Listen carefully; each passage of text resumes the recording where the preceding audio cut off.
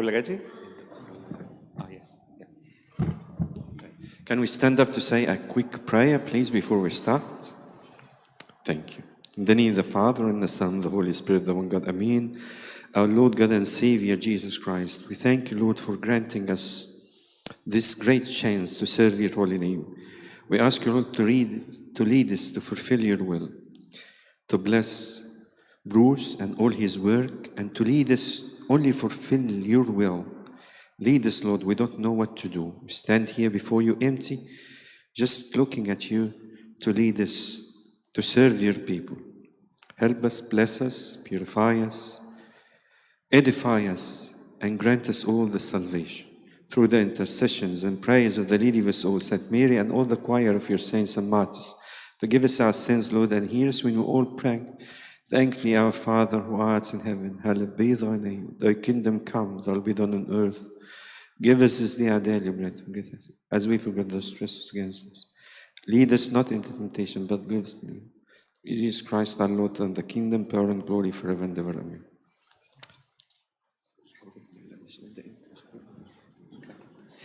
Would like to thank you for attending, all of you. And would like to thank Mr. Bruce Messenger from Collier, who's coming to give us a presentation about assisted living, possibly a project that we're considering for the next building project we have. So would like to thank him so much for coming in an evening. Thank you. Thanks for the opportunity, Sharif and Debbie. Really appreciate that. And thanks for coming along. I've had a background in what we refer to as aged care and retirement living for many, many years. I've worked for many of the faith-based not-for-profit groups right across the industry. And I was approached to consider what is referred to as assisted living accommodation in the development which is proposed on the other part of the site. Now, there's 2 buildings proposed for the site. One is, I think, 8 levels, and another one a little bit smaller than that.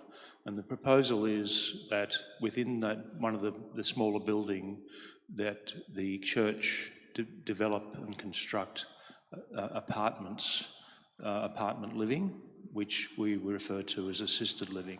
And those apartments are apartments that are developed, that are built especially for the elderly people within the congregation. And this is very much a Coptic development, not an outside development.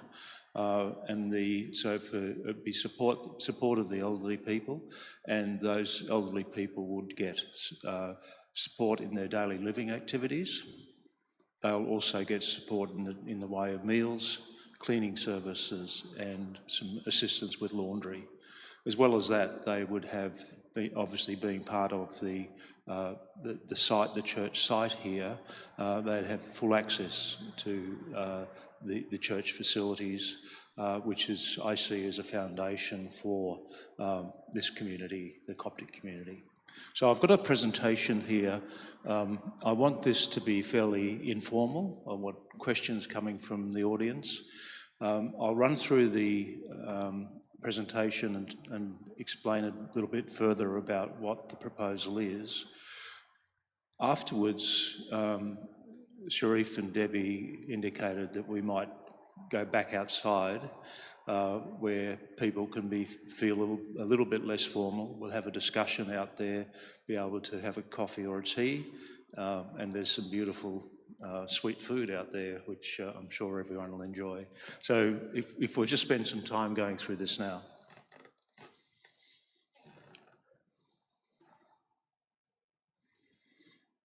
So as I mentioned, the purpose is to consider a form of accommodation for elderly people next door. What we're talking about here is something that's very different to residential aged care. Now, some of you may have been involved with residential aged care, which is more end-of-life type care, where a person with very high health needs to get 24/7 care in the home, and so that's really for people with really big needs for health services. We're not talking about this. We're not talking about residential aged care. We're talking about, and then there is retirement living. So we're not talking about retirement living. So you would have heard about retirement living, which is more people on the outskirts of town, and they're normally villa developments. We're not talking about that, but that's a form of care for the elderly. And then, of course, there's home care, which is part of the system as well. So some of you will be assisting your relatives and family with home care services. That's where delivery of care comes into the home, with people living in their own home. So what we're talking about here is really a form of accommodation where people can live independently, but at the same time receive a level of care to support their daily living activities. So it might be a situation where there could be a couple living in these apartments, and one of the partner has a high level of need of care, and may even have early onset dementia. But those people can live and be cared for in their own home in that environment. There's no need to go into residential aged care. So that's the type of accommodation we're talking about, and because it's assisted living, it is really about getting that assistance for daily support in terms of your activities. If somebody needs showering, somebody needs other forms of care in their daily support, then that can be provided within this form of accommodation. So in terms of having an assisted living product next door to the church, which is quite unique, there's really nothing being done in Australia in relation to this. So this is a very unique opportunity, but obviously unique opportunities come with risk, and the church has to understand that risk, and part of my job in considering this opportunity for the church is to point out the risks that the church is not investing money or investing time and effort into something that's not going to be long-term viable. So it's really important to understand what the risk profile is, but more importantly, it's to understand what the benefits are of having this type of accommodation on the site next door to the church. So what I've said here is that they will be, the accommodation will create a village environment and of like-minded people. And it'll also create a safe environment where people can be living on site and have access to the Coptic community and enjoy the values of the Coptic faith and the spirituality of within the site itself. The apartments will be accessible. What do I mean by accessible? It means that they're that you have wheelchair access. So the doors will be wider to allow wheelchairs in. The bathrooms will be bigger to allow wheelchair access into the showers. The kitchens will be set up where wheelchairs can be used within the living environment, and the same in the bedrooms. So that's what we talk about, accessibility. So having something that's built as accessible accommodation really means that someone can live there for a long period of time. They don't have to move again if they need to, if they can't walk and so forth. Also, and I've got to be careful here because I know the Coptics love their food. And they love cooking, and they love sharing recipes and beautiful food. But at the same time, as people get older, in particular, and I'll talk about men, as men get older, they're not great at cooking, they're not great at cleaning, they're not great at looking after themselves, and they're certainly not great at doing the laundry. So as people get older and their interests change and their ability to do things change, the assisted living accommodation would provide meals would provide cleaning and laundry. Now, those meals might be, one meal a day, 2 meals a day, 3 meals a day. So it just depends on what people want, but they would be provided in that environment. And also having the ability of being on site to receive that pastoral care as you get older is really important to people. So there's a big benefit of having this on site with the church.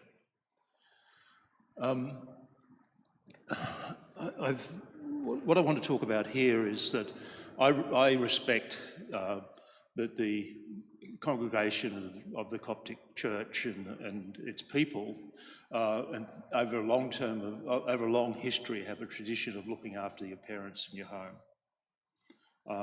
And they very high respect for your parents, and I understand that. So what I really want to emphasise here, and what I see across the industry, is that communities that do have traditionally cared for their parents in their homes, it is actually, as people become, as the younger households get under more stress, there's husband and wife are working, they've got small children, and if they're looking after elderly parents in their home, there is a very large burden on them, and it can disrupt the family environment. So there are groups of people who are saying, look, we cannot maintain the level of care for our parents. It's impacting us as a family. It's putting pressure up on the family unit. So this is providing an opportunity for people to have their parents looked after appropriately in an environment within the church. So that I think is really something that needs to be thought about.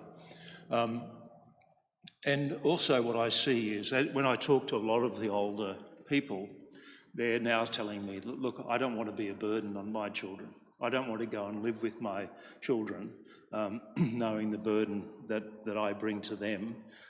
So there is a choice here that people have. So I sort of raise these points because I don't want people just to think, oh, look, we look after our parents and would never look at this type of accommodation. So you need to sort of think a bit more broadly. I'm not suggesting you don't look after your parents, but I just think that there needs to be consideration around that. So when we go next door, there's 3 things I'd like to ask you, and we'll have a discussion about. So just keep this in your mind. One is, should the Rhodes Church include assisted living on the site in the development? Secondly, would you consider living, or would you consider having one of your family members living within this community as in an assisted living apartment? And the other question I have is that if people want to go into assisted living accommodation or retirement accommodation, should it be on the site or should it be somewhere else? So these 3 questions that I will pose when we go into the other building. I've covered a lot of this, but I just thought it was important to go over it again because to get it in people's minds, that assisted living is a purpose-built, fully accessible accommodation for seniors, for people. Typically, the age of people going into assisted living is round about 78 to 82 years of age. So it's for that age group of people. The accommodation, because of the restriction of land next door and the constraints around development heights and so forth, the proposal is that these would be 1-bedroom apartments. We might be able to squeeze in a couple of 2-bedrooms, but predominantly 1-bedroom apartments. And they would have a separate bathroom, a small kitchen. When I talk about a small kitchen, there would be probably a 2 or 3 burner stove, a small dishwasher, and probably a convection microwave oven. Not sure what that is, but they told me, I'm sure someone will know what that is. And what I call a stacked laundry, so there would be a separate laundry in a cupboard with washing machine dryer stacked over and above itself. Then there would be a series of community facilities. And those community facilities would typically include a dining room, because a dining room is really important, because if you're delivering meals to people in this environment, you don't want to deliver meals into their apartments, because you'll never see anyone. What this is all about is creating a sense of community, getting people out of their apartments, socialising, getting them involved in the community. We don't want to see people locked away and never come out and never socialise, because that in itself will mean that they will die much earlier. Community spaces are really important. There'll be meeting spaces, there will be reading room, games room, and also there will be significant access to the other building on site here, which is a full services building. So it's a great opportunity for people to socialise and be part of the overall community. Mentioned the meals, daily meals could be, typically we see as one main meal. You might get if people want a breakfast, there'll be a basket breakfast, cereal and some toast or something like that. Main meal is typically at lunchtime, and the afternoon meal may not be taken up. Typically we see the families providing a cooked meal which is left in the fridge for an evening meal, because a lot of old people don't eat a lot in the evening.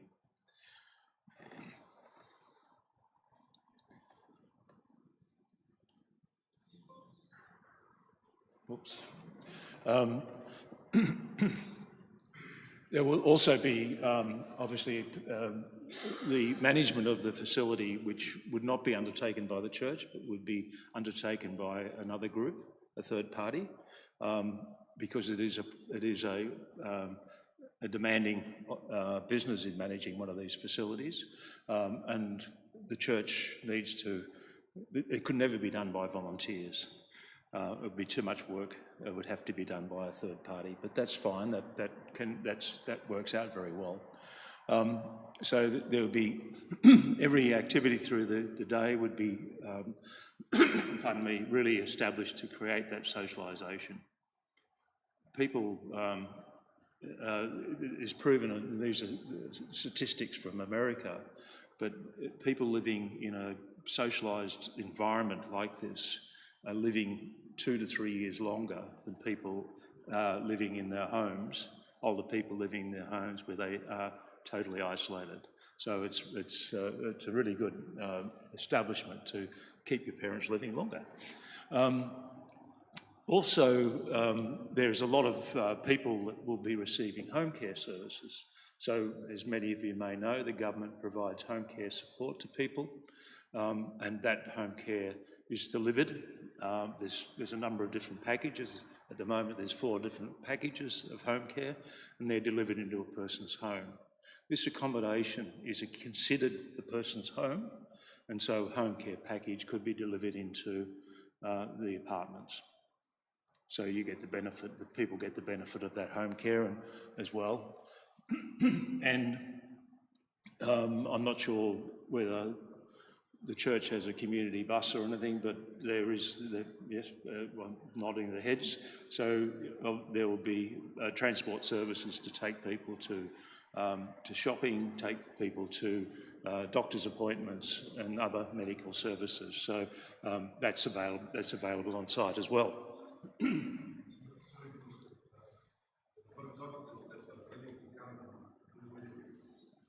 Yes, yeah, that's right. Yes, the doctors, yes. Just to give you an idea of what I'm...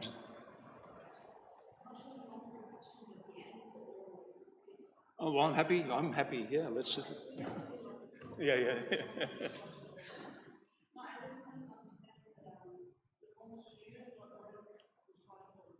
The rooms.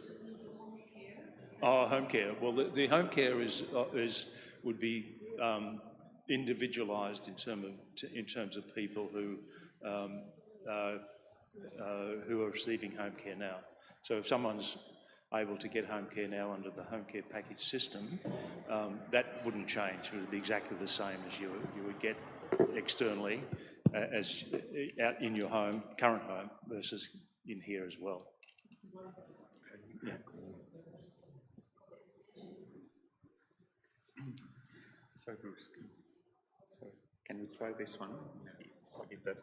Okay. Can we try?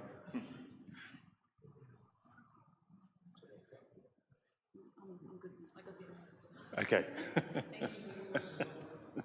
Is that assisted living part of the home care or different? Sorry, what was Is that assisted living part of the home care or it's a different system? So if someone qualifies for home care now and receiving home care in their home, they would also qualify for home care under this environment. Okay. So I've heard this morning that there was a bit of a reform happening. So the Prime Minister said something about reforming the home care this morning and new systems coming up. So what is the impact of that? The announcement today that the Prime Minister made was about residential aged care and home care. So what the announcement today said that they're changing the funding model for residential aged care, so people with the capacity to pay for residential aged care will have to pay. That'll be means tested. But they also announced that, and in that announcement they said that by having people partly pay for residential aged care, it'll save them about $12 billion. I'm not sure that was a year, but something over 3 years. What they did also announce is that they're actually providing more home care packages. I think it was 43,000 new home care packages, and that would cost another 4.3 billion. So the government's saving 12 billion and spending 4. So, but there's no change. I haven't seen all the detail, but I don't believe there's any change into the structure of home care. So is this like people will self-fund this, or this is the government paying for the individual to make use of this? Yeah, so if you qualify for a home care package now,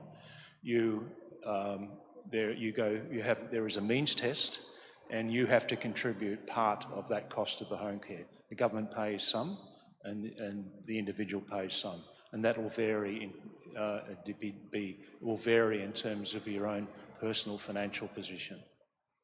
So, but if you're living in this environment, that doesn't change. The same conditions will apply. Okay? Sorry, Bruce. Sorry, there are just a couple of questions from someone. Apart from the age factor, you mentioned the age would be around between 78 to 82. That's ideally? Well, that's typically the age we see people coming in. Okay. Historically, that's what we've seen. All right. This is not necessarily developed for someone who is in 60. Yes. Okay. We see that it's more for people that need some sort of support in their daily living activities. Okay. Yeah. Apart from the age, is there any other specific criteria for the people to be able to stay in such a setting? Not at all. No specific criteria. No. Anyone can live in there. Okay. Obviously, there's a cost to go into it, okay. But there's no restriction at all in terms of people going in there. And is it like a purchase or a rent? It is like a purchase. It's not actually a purchase, but it is like a purchase, and I can talk about that. And we'll talk about that. Okay. Thank you. One question about emergency. You know, in the old age, sometimes we have medical emergency or something. If they are living near to their families, they are served. But if they are alone here, do we have a provision for someone just to have access especially the medical emergencies. Yeah. I'm talking So about. I think the question you're asking is there, in the case of emergency, can you get access to services? So the apartments will have a nurse call system in them, which will be buttons on the wall, or you'll have a pendant. And if you have a fall, you can push that pendant, and that'll go through to a call centre, and somebody will answer you within 10 seconds and find out what the problem is and call an ambulance or whatever it's needed around that time. So yes, it's all set up for that emergency situation. Also about, sorry for minor details, but cleaning, changing the linens and waste collections, all these kind of things. Are there provisions to do this in this project? I'm sorry, I'm not sure. Yeah, it's bad my language. It's fine. He's talking about cleaning. Oh, cleaning, yeah. You see, normally it should be cleaned at least once a week, Yes. and we have to change the bed, the linens, and we have to Weekly, once a collect week. once a week, collect the rubbish and the bins, Yeah. That's all part of the so service that's all provided. these are provided. Yes. Yeah. Thank you. What I had up there was some photos.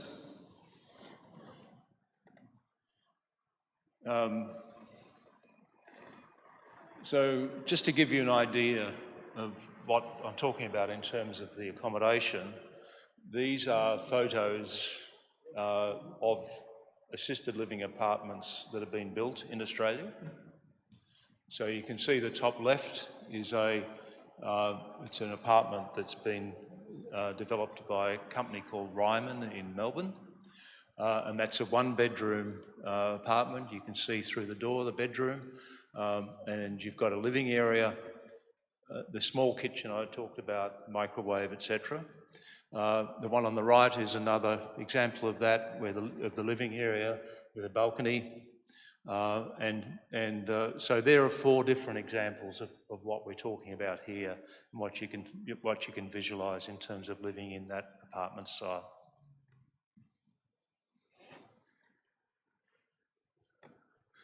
Then again, examples, on top left I've got a bathroom. You can't see, but that is a fully accessible bathroom. To anybody that is looking at that, it's not what you typically see as a wheelchair handicap bathroom. It's designed so it looks like a normal bathroom, but has the provision for wheelchair access. So there's a kitchen and bathroom type designs.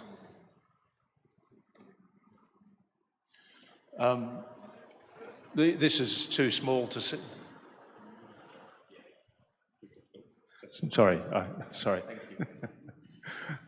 These are typical designs. They're probably too small to see, but it just shows you an example of what type of designs. One on the right is a 2-bedroom, one on the left is a single-bedroom apartment. So typically the single-bedroom apartment's going to be about 50 square metres, and the 2-bedroom is probably going to be about 65 square metres. But predominantly over here, because of space, it'll be predominantly 1-bedroom apartments if it proceeds. I mentioned earlier community facilities. This is another, some photos of assisted living community facilities. The top photo is an existing assisted living development. That's typically what you'll see over here if it's built.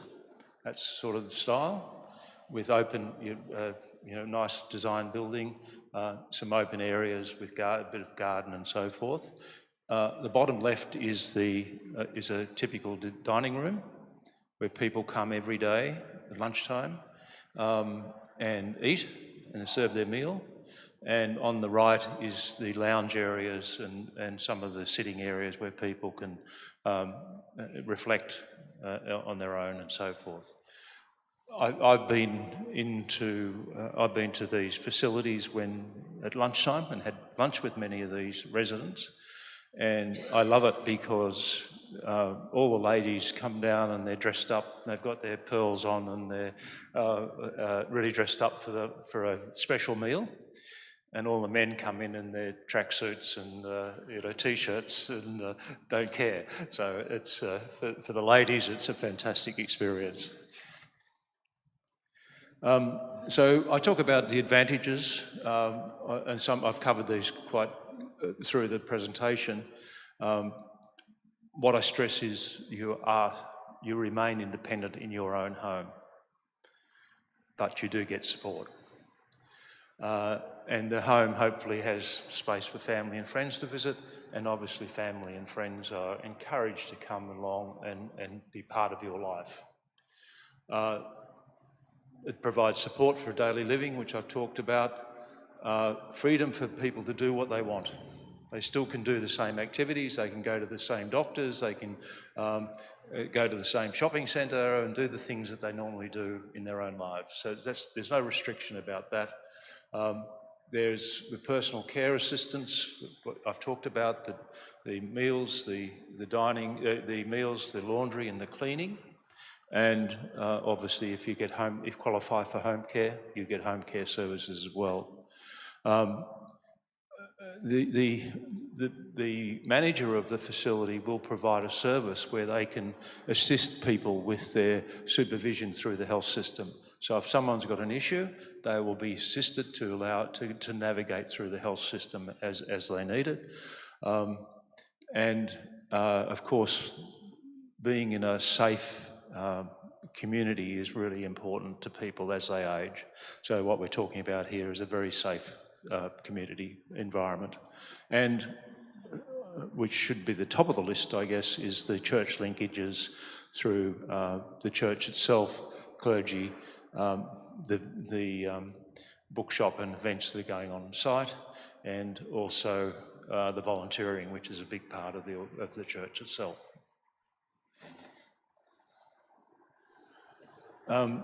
Someone asked, is it a purchase? The accommodation would be operated under the Retirement Villages Act, which is a New South Wales Government Act. I don't expect anybody to really understand that, except perhaps Sam. And ownership is actually you're buying a licence to live in the apartment. So you buy a licence to live in the apartment, and your licence allows you to live there as long as you want. You cannot be thrown out. Mind you, if someone's got behavioural problems or very severe dementia issues, there might be a need to support them to move on to residential aged care. But fundamentally, you can't be pushed out of the accommodation. There will be, in addition to the entry price, there will be weekly fees attached to it. Typically, they run around $120 to $140 a week. In reality, that's no different to a strata fee for people who are living in normal strata apartments. That's what I related to. They're slightly different, but that's what I related to. And then there would be charges for your meals and cleaning and laundry services. By going into these apartments, buying into these apartments, stamp duty doesn't apply, so you wouldn't be charged a stamp duty on that. The bit I've left out is what's referred to as a deferred management fee. Because you're typically going into these apartments at a much lower price than you would in a normal apartment, the retirement community generally charges an exit fee on those apartments. I won't go into detail now, but later on that needs to be understood for people coming into it. And that could be anywhere between 30 to 35% of the entry price. But we can talk about that in greater detail. So, again, these are the three questions that I posed at the start. And as we go next door, I'd like to have a discussion with everyone around, should the church include assisted living? Would you consider yourself or having one of your family members in assisted living? Should it be on-site or should it be off-site? And I'm happy to answer any other questions. So that's, yeah. Sorry, I may have missed because I don't have my glasses, sorry. So I forgot to get my glasses. So the previous slide where you had the weekly cost, it was 130, 140 a week. That's the running cost. Like what's the lump sum cost? Well, the entry price Oh, the hasn't entry been price. hasn't been decided yet. But if you look around apartments, typical 50, 60 square metre apartments in roads, normal residential apartments, they range between $10,000 to $12,000 a square metre. So if you're talking, let's call it $10,000 a square metre, makes it easy for me. Debbie's the finance person. 500,000 for a 50 square metre apartment. Okay. Yeah, thank you. If it's so that's the sort of cost that we're talking about, but nothing's been established. Correct. Yeah. What about the exit? Well, if you're charging a 30% exit fee, it's based on the value of the unit when you leave. So let's assume your apartment's revalued to 600,000. You've got 100,000 uplift in value. The 30% would be charged on that 600,000. But if you're exiting to heaven, who pays that? Your estate.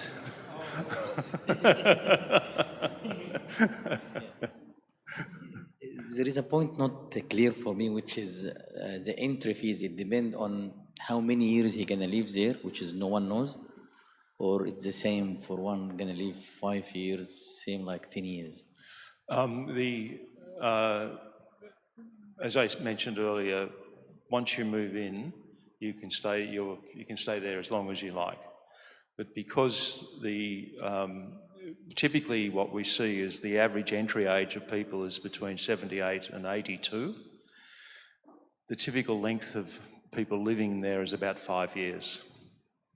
So if you look at residential aged care, which is the end of life, non-dementia residents in residential aged care, their average length of life is about 9 months. So dementia residents live a lot longer because they've gone into residential aged care because of their dementia issues, not necessarily because of their high levels of acuity in their health. So it's a typical 5-year length of stay on average, and entry age, people come in around that 78 to 82 age and live till they're live there as long as they can. And hopefully through the socialisation and the involvement with the church, their ability to live longer is enhanced through this type of product. George. Just wanted to ask about the ownership. Assuming I come in and live in that place and then I pass away, does ownership go to my kids, or that's not how it works? No. Under the Retirement Villages Act, people under the age of 55 cannot live in these apartments, and you can't rent them. So you have to be an owner-occupier of the apartments. So the ownership goes back to the company, like... Yes, it has to be sold back, yes. Yeah. It has to be sold back. Yeah, it has to be sold for somebody else to come in. Yeah. Correct. It's in your lifetime, but remember you're actually getting the value you're getting in this through that community activities and so forth. And so you're not paying excessive amounts to go in, you're actually paying slightly lower, and you pay on the way out. So you have, for many people, that's an advantage because they can be asset rich but cash poor. So to have the ability to have some money available for other services, other lifestyle, and for as growing health costs, that benefits many people. So just following the same example you used earlier, so you pay 500 to get in, and when you're leaving for whichever reason, whether passing away or just moving somewhere else, it's reevaluated at 600 instead of 500 grand. So you take out 30% of this, so you take 400 on the way out? Is that how it Yeah, works? 30%, yeah. So 30% goes Yeah. back to the company, Yeah, and yeah. then the rest is yours? Yes, that's right. And that Or goes, whoever's that, leaving. Okay. that effectively that money goes back into the church. The 30% or the 400? The 30%? Yeah, yeah. Okay. The 30%, yeah. Okay. So Sam's disagreeing with me. It's an extra fee, yes. Yeah. Well, it stays within the community and the church, because it's a church-owned development, effectively it stays within the church, yes. Sam, you're going to correct me on everything? So 30%, just making sure, 30% comes to the church as a fee, and then the rest of the money goes back to your family or to you. Yes, that's right. No, I'm just saying something. It's all depend on the initial contract. So first of all, I've got the privilege to work with Bruce for good sometimes. So, and just regarding the retirement village, it's all about the initial contract. Sometimes you can make a contract to pay 500, and in your exit, you can take the same but reduced by the CPI or but whatever contract. Or you can have it to exit as a market value minus 30%. So dependent all about, yeah, it's all dependent on the arrangement or the initial arrangement that will make it viable to the end consumer. That comes from the feasibility study that we create initially, and then we sell it as a model. Is that correct? Yeah. And just I need to clarify a point regarding the difference between home care and retirement villages. The retirement villages, as per the Act, anyone over 55 are allowed to go in. And this is probably one of the key points that we need to consider. Are we going to allow anyone over 55, or are we going to have a waiting list? Because our community is too wide, and what we offer here, it's a limited places. So we need to consider that one as well. So the qualification for retirement village, it's only about the age. But for home care, it's something called CAT test, which is the acuity or the health condition.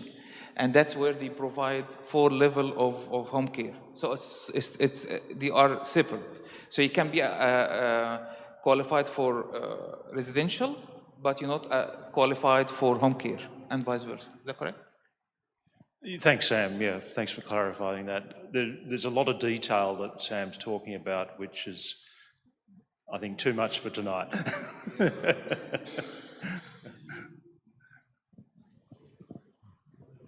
It's purely question on the financial.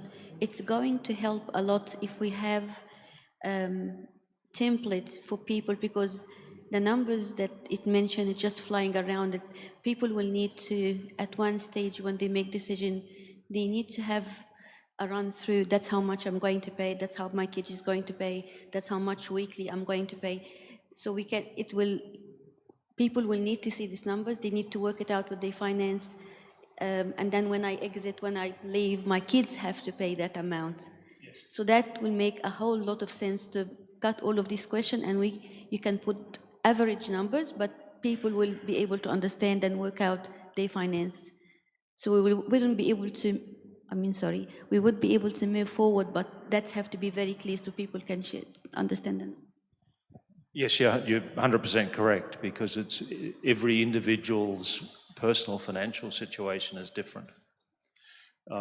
The other thing that you've got to understand in this environment, if you're living in your home, you're paying house insurance, or you should be, you're paying for maintenance, you're paying rates, and you're paying water, etc. So in this environment, there's some utilities you do pay. You pay your own electricity, for example, but you don't. Insurance is a part of the overall.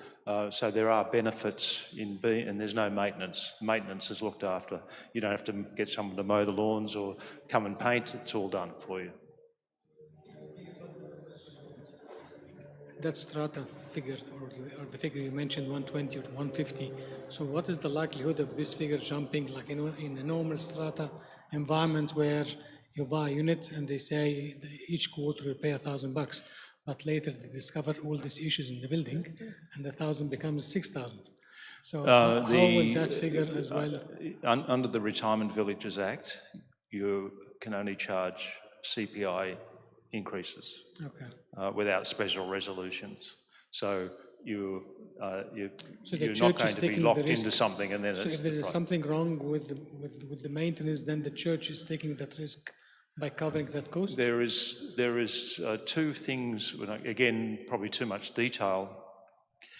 There are two budgets. There's an operating budget, which looks after the general maintenance, general costs for this community areas, etc. And then there's a capital budget. And under the Retirement Villages Act, a capital budget is at the cost of the church. So, for example, if your air conditioning unit breaks down and it can be repaired, that's a cost out of the operating budget. But if the air conditioning unit has to be replaced, that's the cost to the church. So that's how I explain the difference between the two. You know how there's in the strata, sometimes something disaster happens and they have this levy suddenly on everyone. Is that applying in this Retirement Act, that there could be some disaster happened and they have to have a levy of some sort, or that doesn't work? Sam, there is, yes, yeah. If there's a major upgrade or major renovation, just to make it simple, the church will not going to pay anything from the pocket. It's all coming from the resident. So, but you have to have two separate budget, one for operation, which is the regular maintenance, yeah, and the other one, the capital. The capital, you take X amount of dollar every year, and you have the pool for it. But if you do the major change out more than the pool, you allow to ask the resident to pay the extras. So, for example, if we do like we're changing the elevators, for example. So if the elevator costs more than the capital budget that we have or the capital money that we possess, we can ask the resident to pay the difference. It is tricky. But there is a rules of the approvals and rules of we call it. There has to be 70% of the residents approve to get that in. Yeah. So we're not going to do the major escalator. Yeah, exactly. That's a church cost. That's the a church cost. Yeah, absolutely. That's a capital replacement cost. Yeah. So there's no change. No. Yeah. For a 5,000 or 2,000, maybe something that drops off again in about a month or two. So I thought maybe 70% of the people living in that agree to any. Correct. But usually this is the other problem with the feasibility study, which age group, and again, if you're building something in roads, what's the value of that, and who you're gonna sell it for, and this is the problem in the church that we need to consider. Correct. Yeah. But lots of people got assets and lots of wealth, so it's not the same thing. So you not sell it to someone coming from the rent, and that's the problem, I guess, the church will face, which is are you offer it to everyone, or you offer it with a certain amount of money, and this is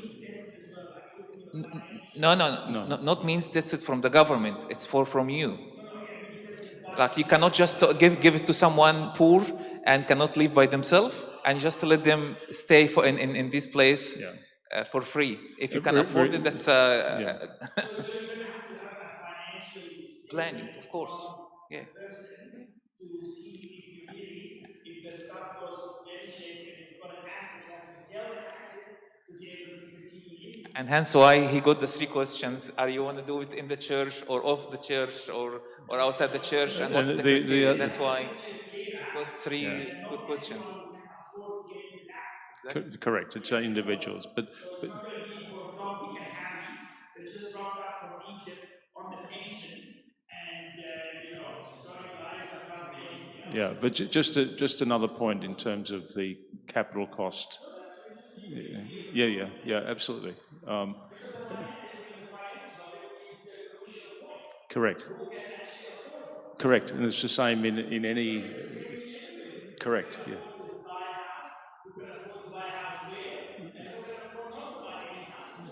Correct.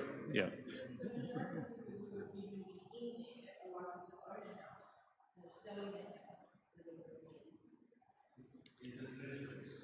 Yeah.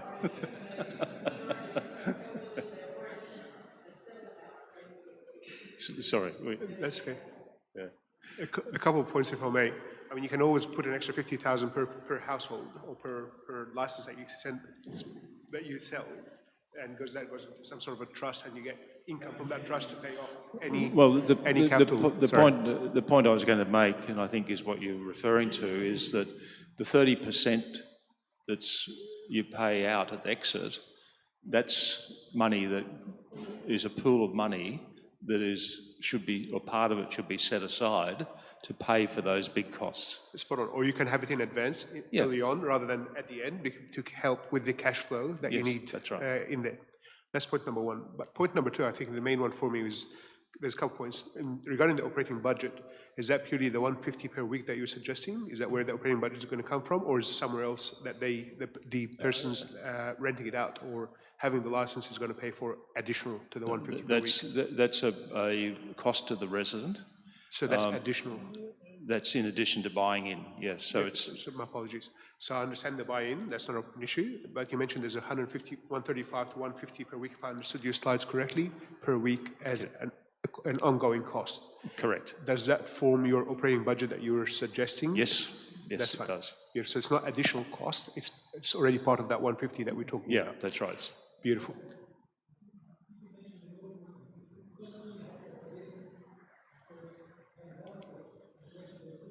Capital? There's capital and there's operating.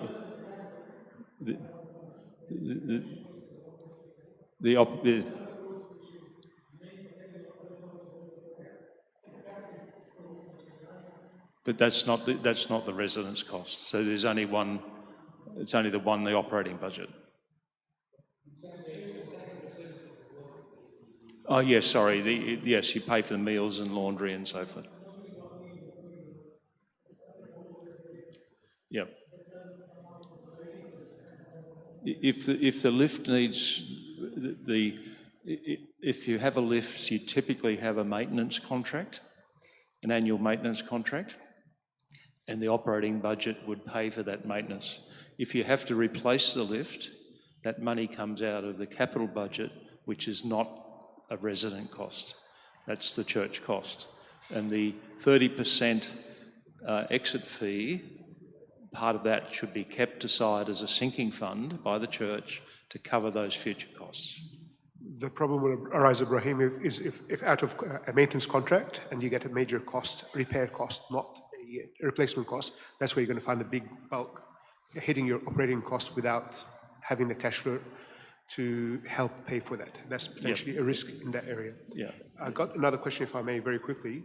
You mentioned that at the end, it's basically a license that's given to people to come and reside in those one bedrooms. Now, if someone's trying to get out, or for whatever reason, God forbid, they've died or they've moved somewhere else or what have you, and you can't sell that apartment for whatever reason, what's the process there? What happens in that sort of situation?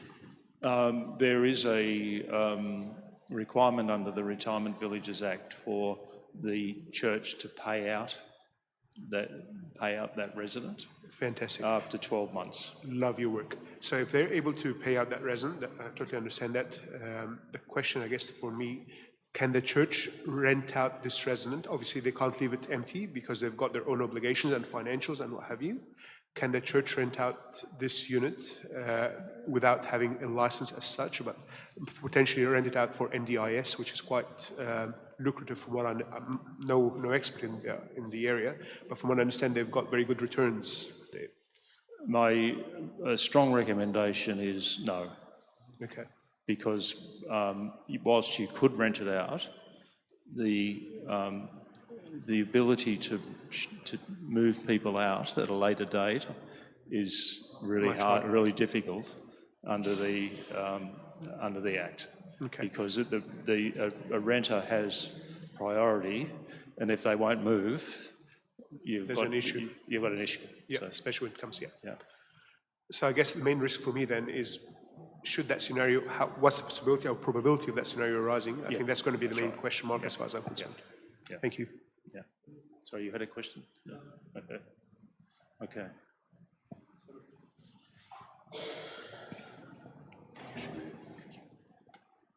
Bruce, just a question from someone. The 30%, is that fixed or it can change later on? It is whatever is charged under your contract is fixed. Okay. So that's an agreement as when someone comes in, you have a contract, they have a contract with the church, yes. And you can't change that contract. Right. Yeah. Okay. It's something like that. It's a model. What you're trying to get out of the, like for example, the unit is worth 1 million, and you wanna turn it like around every 5 years. So you see how much it will cost you and the capital work, and that's where you make the contract. You make the contract, if, for example, if the lifespan is 1 or 2 years, you can make it 100%. So for example, what do you pay the million today? You can give them the million in 2 years. Yeah, because you will make money out of that as well. But if they're gonna stay for 10, 15 years, definitely you're not gonna make such a contract. It's all depend on your model and the feasibility study that you're gonna do. What's your cost and what's your capital work and what's the model will spit out for you. And it's a balance. It really becomes a balance between what a resident is willing to pay versus what the church, the maximum profit the church wants out of it. So it's a balance, and the church should be thinking about the resident and their families ahead of profit, in my view. Look, I'm a big advocate to HK for the last 10 years. Yeah. Okay. Yeah. Do you have any other faith-based organisations, case studies from other? Sorry? Other case studies from other faith-based organisations that we could talk about? I think there's some risk of aversion that might be around here, and it would be good and reassuring to see how these models have worked for other faiths and other denominations, maybe. I think I said at the start that this is unique. There are organisations that are doing this in different forms. The ones that are doing it really well are not-for-profit groups, but not necessarily faith groups. They're more not-for-profit groups. The uniqueness here is that this is for a Coptic community. Yeah. And that's never been done before. And if I look at what we call the penetration rate of people in retirement living across the community, so about 6% of people over 65 years of age live in retirement living. When I looked at the Coptic numbers for Debbie sent me through the data for the church congregation here, to fill up 40 apartments here would require over 12% of the over 65 people to come into the community. So that's a risk. And that's part of my job, is to understand that risk and give advice to whether that risk is too high for the church. So we haven't done all that work yet. We're still at the early concept phase, and there's no point in doing all the work if we find the community doesn't want it. So that's really where we are today. Does the community want it? Would somebody, the elder members of the community, go into it themselves? Would you put your parents or parent in there as a concept? Personally, I would. My parents, I think they would love to. We've solved one.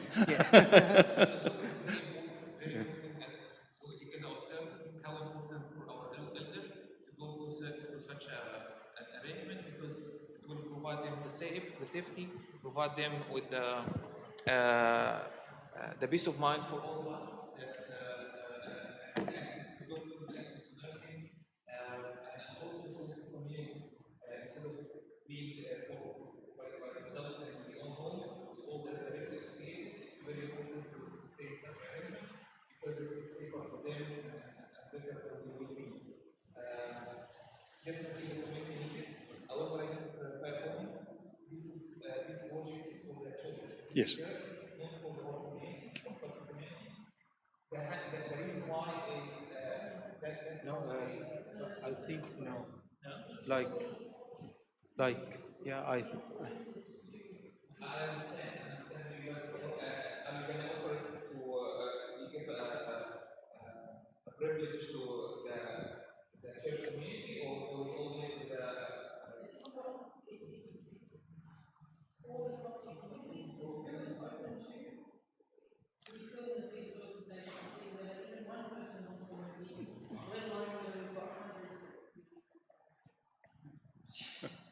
I guess there's objection. no.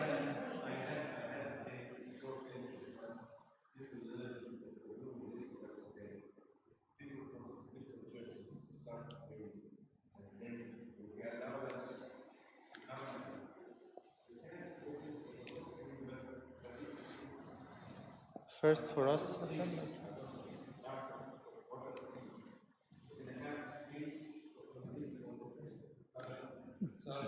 what's the criteria of choice? This is one thing, and then what about the work as a commercial manager? No. So like that's almost answer. Yeah. Well, I think can I pose a question? So the church builds 40 apartments next door, and you've only sold 20, and you haven't got enough money to pay the bank back. What are you going to do? And someone comes from the Catholic Church and says, "Oh, look, I'd love to live here. I'd love to buy this." Are you going to say no?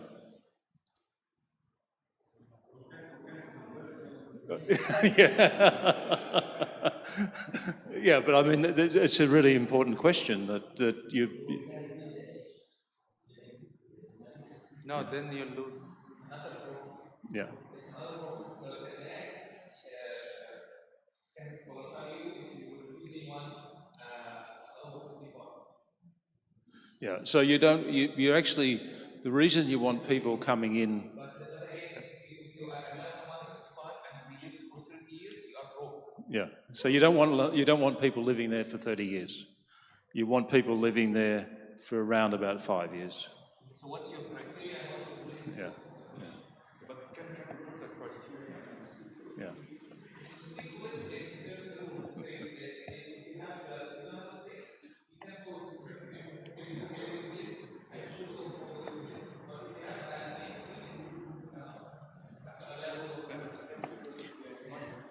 All right, I have a question for the exit fees as well, which is it the 30%, it's like a fixed figure? For someone will live 5 months or live 5 years, it will be the same, or that will be depending on the contract? It's typically charged as a percentage per year. Okay. So if it's, you charge either 10% per annum or what it is till you get a cap of 30%. So you charge in the first 3 years, it's 10% per annum. Yeah. So if you leave after 1 year, you only get charged 10%. Okay. But once you get to 3 years, it's 30% and stays flat at 30%. So it's not fixed 30% for everyone. It's different. Well, it's fixed, then it stays at 30% for as long as you The stay maximum, there. yeah. It doesn't go 40, 50, 60, 70. Yeah. No, it just stays at that 30%. Capped at 30%, yes. Yeah. Something like this, is it gonna be the day-to-day management, is that going to be something done by the church itself? No. Or a management No. company like yourself? It'll be an independent management company. Okay. Yeah.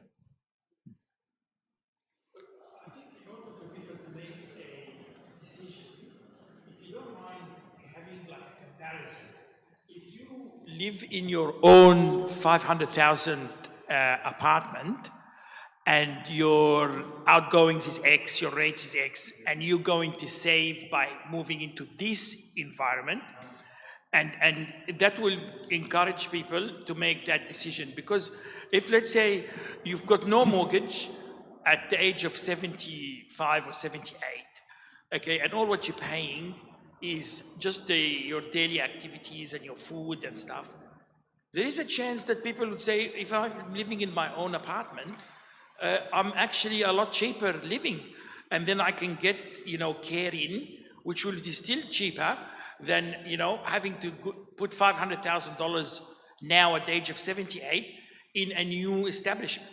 Yes, I understand the facilities that you're around with people, but you could do that anyway. You can get out of your apartment and come to the church every once in a while. That's true. It's very true what you're saying, but what I say is the ability to be part of a community has a lot more value than just money. And so people have to, sure, if somebody is focused purely on the dollars, it might be a break-even situation and they don't do it. That's their choice. This is providing a service to people as part of a community, which they would not get in their own home. And I've seen many situations where someone living in their own home and they get a home care package which gives them 2 or 3 hours of care a week, and that person only sees that carer for 3 hours in a week. The rest of that time, the other days in the week, they don't see anyone. They don't go out of their home. They don't see anyone. And so I don't, sure, money is important, but I think it's critical that people understand the benefits, that it's just not financial in this, and I mentioned the statistic earlier on about in America that people living in a socialised environment can live, 2.5 years longer. They have 2.5 years longevity than people living in their own home. So I'm not selling it. I'm just saying that there's more to it than just dollars. And it won't be a big, it won't be a large difference. It'll be similar.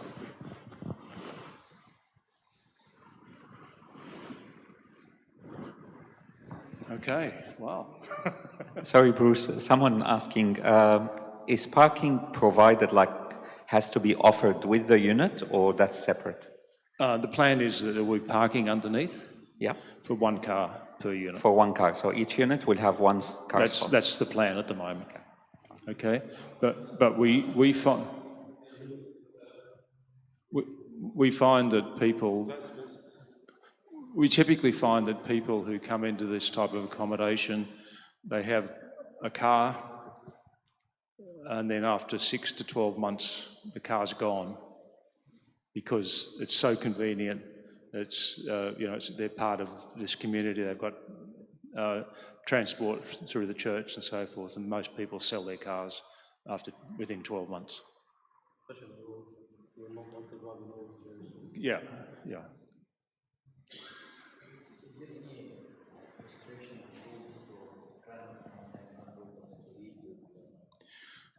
You're allowed to, under the Act, people can't live with you. You're allowed, I think, Sam, you could probably tell me 3 months. Is it 3 months or 2 months per annum? How many months you can allow for disabled or dependent child in certain circumstances? But it's very limited, and there is a test. The manager or the management of the facility need to to apply, to decide. Yeah, but it's under the Act, it's only very few exemptions. Yeah.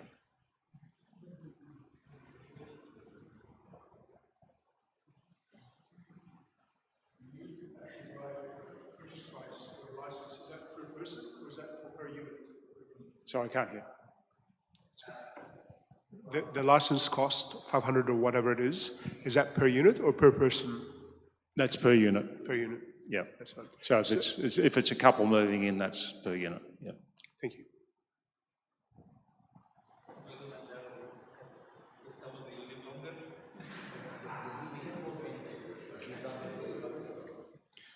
If there's two people, there's obviously charge for 2 meals, and you know, so there is an adjustment for that. Yeah, yeah. He basically wants to knock them off quickly so that she may get off. That's the bottom line. Well, So not 3 years is maximum, and then knock them off, and off you go. if I'm Financial person. if I'm an accountant, yes. That's Yeah. like 3, and then Yeah, that's right. Yeah, yeah. But if I'm part of the church, I want to keep the living. I think if I'm trying to attempt to answer the 3 questions just on a personal level, that the 3 questions that you ask, would I move? I mean, I have a mom in her early 80s, so I'm very close to that stage. I'm very thankful that she's fully independent, but she's in and out of hospital frequently.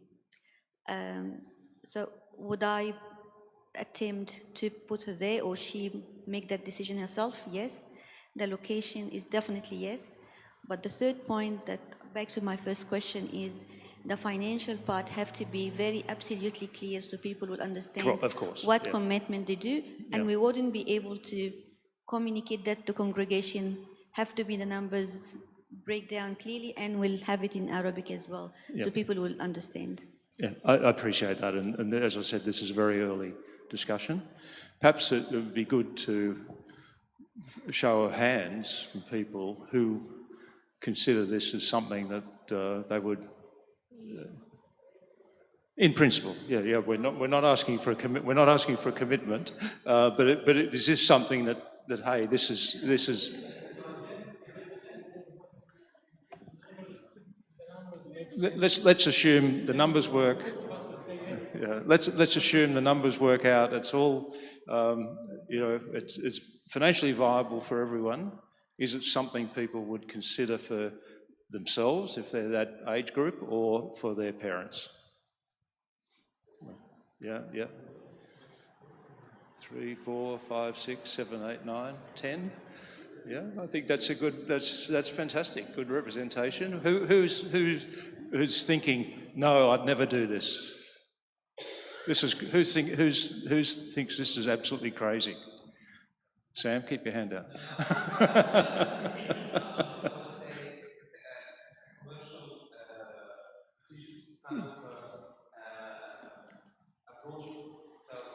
We all love to live in such a community, it's the church and the church.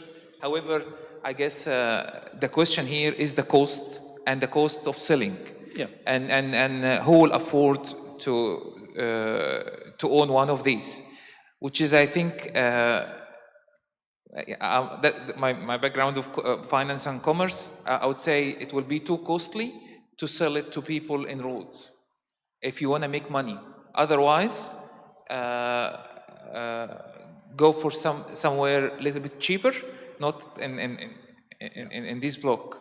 So we need to consider again the cost of building and the cost of make this profit viable, because it is a project. It's a bit like it's gonna be separate to church. It cannot be in the same structure as the church. It has to be an independent structure, and also it will be dealt with in independent management. So it will. Some people will, I would say, from this congregation, love to be there, but they will not gonna afford to be there in roads. Yeah. Okay. It is. Yeah. But no. What we're saying, we can build it somewhere else, and you can build a parish in that place, to access to the church. So what I'm trying to say is to allow a parish, yeah, you will get the approval from the church. Okay. No, but that's easy to build a parish. Who said? Okay. All right. Let's close it there. I really appreciate everybody's questions and level of interest. It's been fabulous. Really, thank you very, very much. I think we've got a lot out of it. There's a lot more to understand, and we're only just scratching the surface, but it's really good to understand that there is people who think this is a reasonable idea. There's a lot of work to be done before anybody signs off on this, and there needs to be a very deep understanding of the risk of this for the church. That's really important to everyone, because the church doesn't want to build something over there that's going to cost money and never be used. That would be a disaster. Yeah.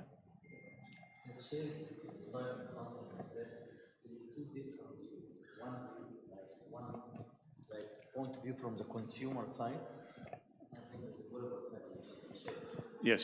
So from the consumer side, there is a point it wasn't clear to me, but when it's clear, actually, it's became a good idea, which is the 500,000 we're going to pay, we're not going to waste it. It's just, Correct, yeah. we're not going to waste the 500. It actually, after 4 or 5 years, maybe the valuation of this apartment will be higher, and either you get your 500 back or a bit less. Yes. Worst case scenario, you're going to lose the 30%. Yeah. So that's from the consumer point of view, we accept it. But from the church, as a developer point of view, we need to know it's going to be profitable for the church. Yeah, absolutely. Or we're Yeah. going to contribute every year or every month to support And this business. that's part of the work we have to do, because you don't want to have a financial burden on the church for years to come. That would be an absolute disaster. So, correct. Yeah. Thank you.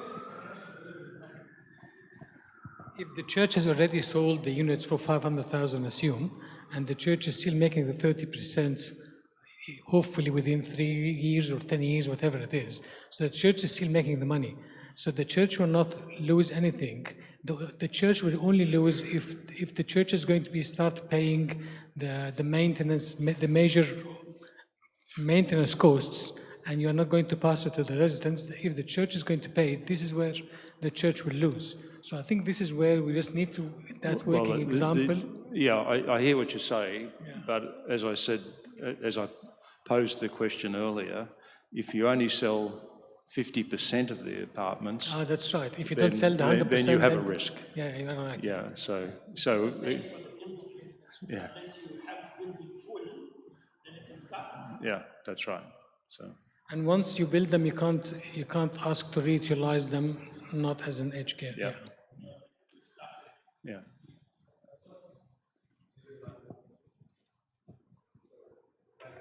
Just back to the comment is that that project mostly is not gonna benefit only the people in this parish, but it's mainly gonna benefit many Coptics that live around the area who even don't come to this parish. Like the way I'm thinking of it, it's like, let's say 70, 80, someone living by himself. It's gonna be a lot better, feel less lonely, just to be here as a Coptic person, to be just here next to the church, like people, the same people, like living in the same building, going to church very easy, like the area, it's good as well, which is like the older, I think that the worst thing that people be afraid of when they're getting old is the loneliness, which is that's fixing that part. So if there's no other like church or Coptic church having something like that next to the church, then like I think we're not only targeting here. So that 6% or the 12% here, it's going to be a little bit different. Yes, that's right. And I think, in my experience, is in terms of the Greek community built a retirement village in the eastern suburbs, and they got their community came from all over New South Wales because it was a Greek facility. So it was well, there are a few, but primarily that was the best one, and that attracted people from all over New South Wales. So the same thing could happen here, but we don't know. It's hard to assess. I didn't want to say it out loud because it's really silly. So, because we're trying to examine how financially viable it will be for the church, so we know that it makes a bit of sense for the consumers on the consumer side, and we'll get more details about the financials. Is it feasible? So this is commercial. Can we have commercial within the commercial where we've got, for example, at the ground level, a restaurant or a cafe, and that would be kind of like an income generating project as well within that whole thing? Yeah, so that would be covered in the cost. So that's part of the community. To give you an example, too much detail I know, but to build an apartment these days it costs about $4,000 a square metre to build an apartment. But the community facilities, which are open plan, cost around $2,000 a square metre. So there is that would be, the community facilities would be part of that whole development, and it would be the residents could use that at their option, and their fees are paying for that. So the community, what do you call it? Community? The community of people, of residents, yeah. So, no, I mean, is it open, sorry, I'm a bit lost. Open to the public, the community space, the coffee shop or whatever? If it's possible, I would recommend that very strongly. Yeah, because of the financial aspect, Yeah. And again, having it open to the public where you have, when I talk about the public being young families and friends and families, and having that environment where everyone's in there having a meal together and enjoying life together, that's what I talk about as a real community. Yeah. That's what I promote. Yeah. Right. Thank you.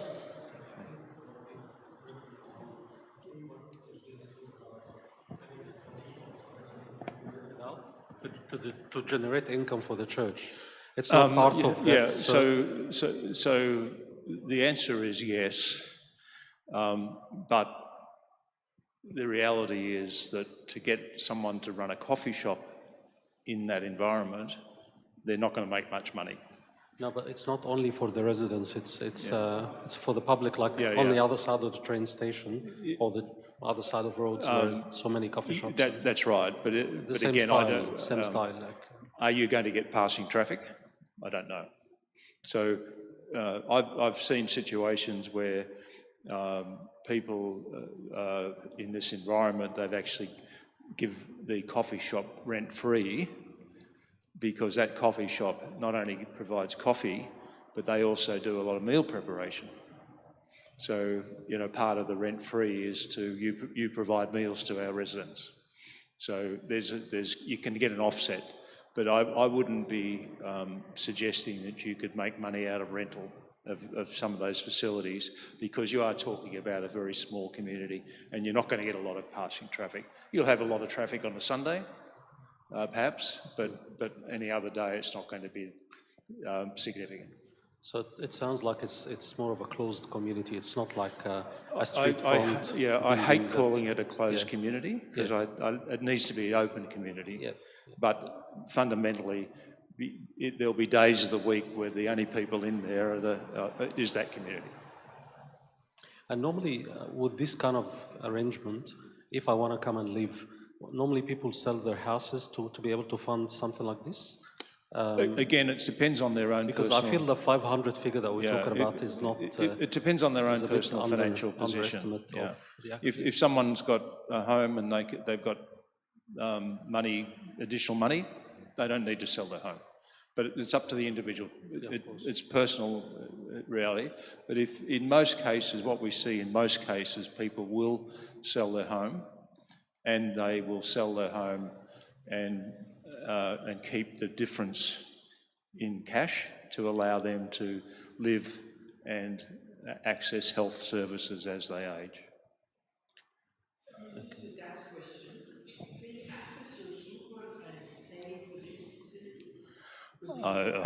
No, I'm not going that.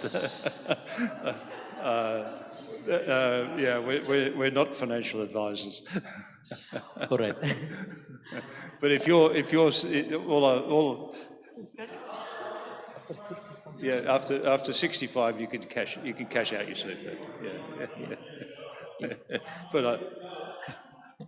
But I'm not a financial advisor.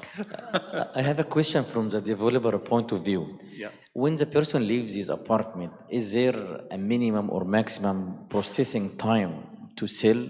Like if the family of this person want their money back quickly, is There is, under the Retirement Villages Act, if the unit is not sold within 12 months, then the church has to pay out the money. Has to pay the 70%? Yeah, that's correct. So the church is responsible Yes. to pay within 12 months? Correct, yeah.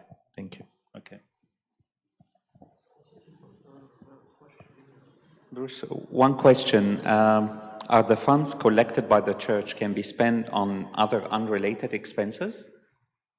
Like, does it have to be spent on the building, on the assisted living, No, or it can be used for any purpose? It can be spent anywhere. Anyway. But I would recommend the church retain an amount as a sinking fund to allow for future costs. Yeah.